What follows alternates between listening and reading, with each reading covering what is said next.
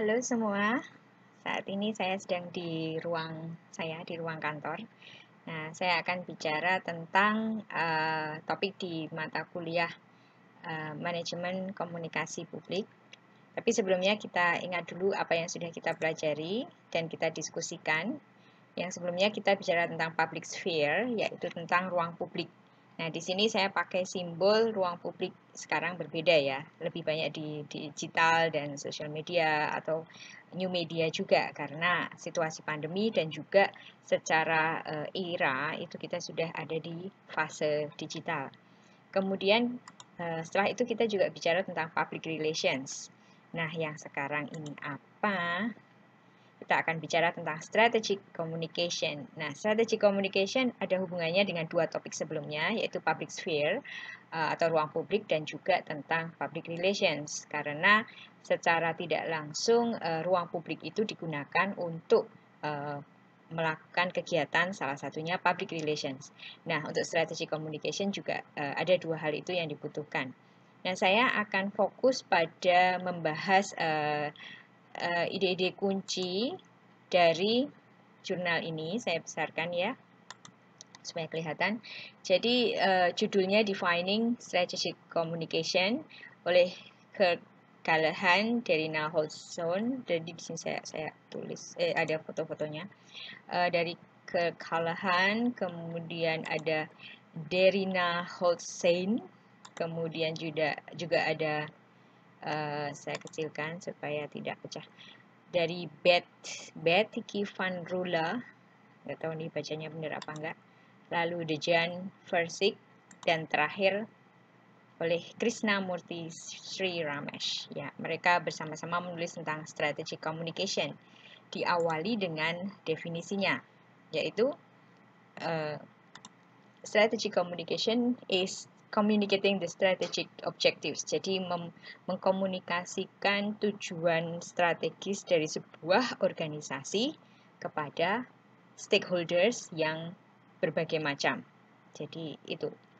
Kemudian ada juga definisi yang mereka sampaikan beberapa, semuanya sama, hanya semakin lebih detail.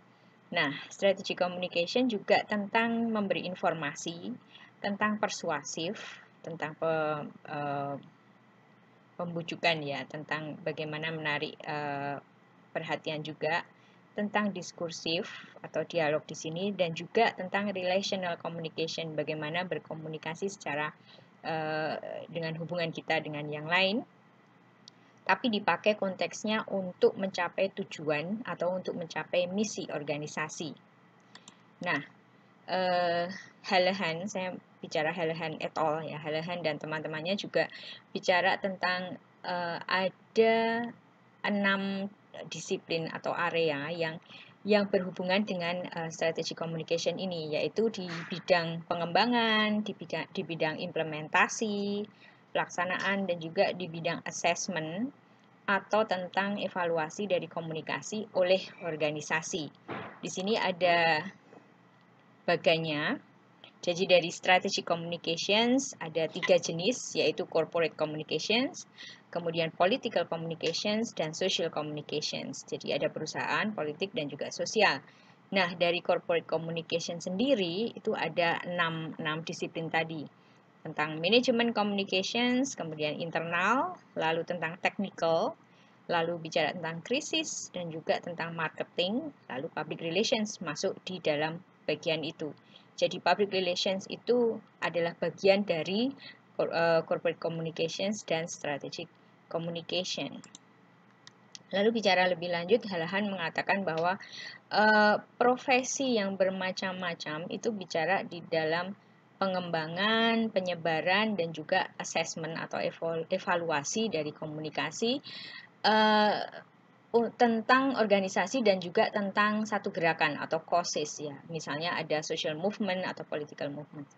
Nah, disiplin ini atau area ini itu bicara tentang manajemennya bisa, tentang marketingnya bisa, tentang advertising atau iklannya bisa, dan juga masuk di dalamnya public relations. Jadi public relations ada bagian dari strategic communication tadi. Kemudian Nah, dari masing-masing disiplin ini mereka mempunyai job desk atau job description yang berbeda, ya, yaitu dari coordinating administrative functions, jadi fungsinya sebagai mengkoordinasi secara administratif, itu mungkin manajemen bisa dimasuk di sana, ke product promotion itu marketing dan juga advertising, dan relationship building. Kemarin kita pelajari bahwa public relations itu lebih ke relationship ya. Dan di sini untuk manajemennya atau koordinasi administratifnya mungkin tidak di public relations, tapi di manajemen. Kemudian juga praktek komunikasi dalam strategi communication ini dilakukan oleh organisasi atau oleh gerakan-gerakan causes tadi, atau social movements, jadi gerakan-gerakan sosial, ada sesuatu yang dimisikan oleh masyarakat. Kalau causes itu misalnya ada penyebab seperti bencana alam atau hal-hal yang lebih fokus tidak ke gerakan yang ingin mengubah sesuatu, tapi ada kejadian tertentu. Kemudian di poin kedua itu organization vie for the attention. Vie itu compete ya. Vie itu berkompetisi, masing-masing organisasi itu berkompetisi untuk mencari attention, perhatian, mencari admiration seperti pujaan kayak gitu. Kemudian juga sampai ke allegiance, sampai ke kerjasama of all sort, oleh siapapun, kepada siapapun. Jadi ada kerjasama, ada satu diakui, affinity dan alignment, dan juga berjalan bersama dengan of all sorts. Of all sorts itu oleh segala bidang, yaitu siapa atau elemen-elemennya itu siapa. Di bawah ini ada customers, kemudian juga pelanggan ya, kemudian juga employees yaitu pegawainya sendiri, kemudian investor, lalu donors, dan juga dengan pemerintahan atau special interest group leaders. Jadi kalau di Indonesia bisa dibilang kelompok organisasi ya, ada pimpinan-pimpinan kelompok organisasi atau golongan, lalu secara umum masyarakat ya, secara umum seperti itu. Jadi organisasi ingin atau saling berlomba untuk mendapatkan perhatian dari yang di bawah ini. Nah, makanya untuk strategi communication dibutuhkan beberapa rasional. Ini apa sih kegiatannya dan apa sih pemahamannya?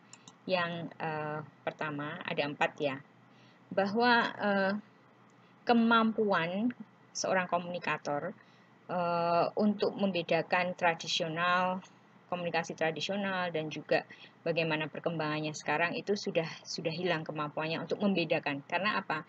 Karena sekarang tradisional dan juga modern itu sudah sangat blur, sudah sangat tidak bisa dibedakan lagi, hanya platformnya saja yang berbeda. Jadi ketika ingin memakai berkomunikasi secara tradisional tapi memakai platform media sosial atau new media, itu sangat tidak bisa dibatasi mana yang tradisional mana yang tidak, karena sangat tidak bisa dibedakan ya antara tradisional dan juga modern.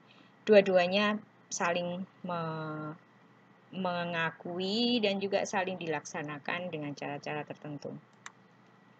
Kemudian juga yang kedua, bahwa dalam komunikasi publik itu digerakkan oleh teknologi dan juga oleh media economics. Ya, di poin kedua di bawah adalah technology is converging communication channels. Ya, tadi sudah sempat saya singgung tentang new media. Nah, sekarang cara bagaimana komunikasi publik itu ya teknologinya apa? Sekarang sudah ada teknologi digital, pasti akan bisa masuk ke dalam sana, dan juga bagaimana sebuah media itu mengakui atau menguasai atau mempengaruhi juga bagaimana komunikasi publik itu dilakukan. Dan teknologi itu, konvergensi teknologi sangat dilakukan oleh pihak-pihak dari komunikasi ini. Jadi mereka tidak hanya memakai satu channel atau platform saja, tapi berbagai platform. Kemudian yang ketiga Organisasi juga menggunakan banyak metode untuk mempengaruhi dari konstituennya tadi yang kita bicarakan tadi, ada customers dan lain-lain. Nah, mereka ingin mempengaruhi dengan berbagai metodologi tentang apa yang orang ketahui, bagaimana orang merasakan sesuatu, dan bagaimana orang bertindak. Jadi semua berhubungan pada organisasi tersebut. Nah, metode-metode ini banyak yang dilakukan, tidak hanya riset, tidak hanya survei, tapi juga ada polling dan lain sebagainya.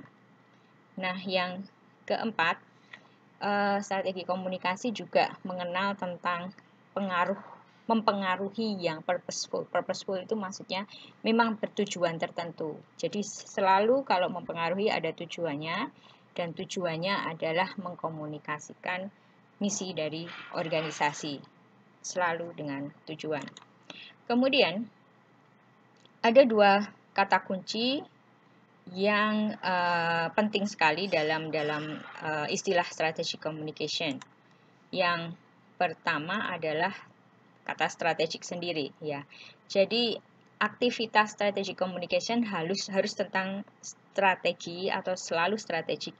Jadi tidak sembarangan, tidak random, dan tidak tanpa tujuan, selalu ada tujuan. Tadi sudah disinggung juga. Walaupun poin kedua adalah konsekuensinya kadang tidak sesuai dengan yang diharapkan atau tidak terduga. Tapi mereka selalu punya satu strategi tertentu yang memang direncanakan. Lalu poin kedua adalah konsep dari strategic communication menekankan bahwa komunikasi itu harus selalu yang paling penting dalam kegiatannya. Jadi berkomunikasi. Nah, elemen komunikasi itu apa? Kita sudah belajar SCMRE, source, message, receiver, channel, dan juga effect. Jadi selalu berkutat di bidang-bidang itu. Kemudian dari maaf typonya ya, communication. Jadi basic strategy dari communication itu selalu ada goal setting, selalu ada tujuan. Kemudian dari tujuan itu selalu ada hasil yang bisa diukur, dan akhirnya ada action plan, ada tindakan. Nah, SWOT analysis ini dipakai. Jadi yang dilihat untuk tujuannya, kemudian untuk merumuskan strateginya, pelaksanaannya, kemudian evaluasi selalu ada. Nah, poin ketiga, dalam satu penerapan ini, strategi itu ada hubungannya dengan power dan decision making, karena akhirnya strategi itu sampai di mana level kekuatan kita dan siapa yang ada ranah yang memangku kekuasaan, dan akhirnya siapa yang harus memutuskan. Jadi dari strategi itu ada satu poin yang selalu berhubungan dengan power dan decision making. Kemudian jadi misalnya begini, decision making itu lebih ke misalnya ada anggaran berapa, kemudian sejauh mana itu bisa dilakukan. Kemudian yang nomor 4, strategik ini juga ada hubungannya dengan praktek dan taktik ya, untuk mengimplementasikan strategi. Jadi selalu ada tindakan dan juga ada taktik ya. Ada satu metode yang dilakukan untuk akhirnya mendapatkan sebuah strategi. Kemudian ada 4, kalau kita di ranah akademik itu diskusinya seperti ini. Ada mungkin teman-teman pernah ambil mata kuliah ini, corporate communication atau marketing. Nah, bicara tentang marketing itu strategic communication juga. Advertising, public relations itu jadi satu ranah tersendiri. Kemudian yang C adalah tentang bagaimana keterampilan komunikasi bisnis. Lalu yang keempat adalah studi tentang organisasi, perilaku organisasi secara umum. Nah, perilaku organisasi ini juga menjadi bagian dalam penelitian dalam strategic communication. Kemudian ada tentang model komunikasi. Ini kembali ke basic ya. Ada 2, yaitu yang pertama adalah transmission model. Itu lebih ke one way, yang saya highlight ini yang kata-kata penting, yaitu transmission model itu hanya one way. Nah, kritiknya adalah selalu to sender oriented. Jadi orientasinya hanya kepada pemberi, hanya kepada orang yang menginformasikan, kepada source saja. Jadi tidak di sini understates or ignores. Jadi mengabaikan peran dari pendengar, receivers, peran dari lawan bicara kita ya. Jadi hanya kepada sender oriented. Itu yang pertama, transmission. Lalu yang kedua adalah interactive model. Yang interactive model ini jelas sekali pasti tidak one way, many ways. Jadi di sini ada exchange of meaning between the parties. Jadi ada pertukaran makna antara pihak-pihak. Jadi tidak hanya sender saja, tapi juga listeners dan juga receivers, istilahnya seperti itu, atau customers. Jadi dari stakeholders itu ada interaktif, ada exchange of meaning. Jadi ada diskusi dan ada aktivitas komunikasi di situ. Nah, dalam strategi communication itu ditekankan makna. Jadi biasanya adalah pasti interactive model. Nah, di sini Rosengren mengatakan bahwa komunikasi itu bisa disebut sebagai proses mengkreasi makna. Jadi menciptakan makna. Ketika kita berkomunikasi, kita memaknai sesuatu, kita berpikir, memilih kalimat, memilih kata, itu karena kita ingin memberi makna terhadap apa yang kita sampaikan. Nah, di poin kedua, meaning involves questions. Jadi bagaimana kita memaknai atau menciptakan satu message itu pasti secara psikologis ya. Create meaning-nya itu, pemaknaannya itu bisa dilihat secara psikologis, kemudian secara perspektif sosial, perspektif budaya. Kemudian pemaknaan ini juga bagaimana pesan ini diterima atau dipahami dari memori. Memori ini termasuk latar belakang seseorang. Saya dan Anda punya latar belakang berbeda, punya memori berbeda. Nah, bagaimana satu pesan diterima oleh dua orang dengan memori dan latar belakang yang berbeda ini seperti apa? Permaknaannya bisa berbeda.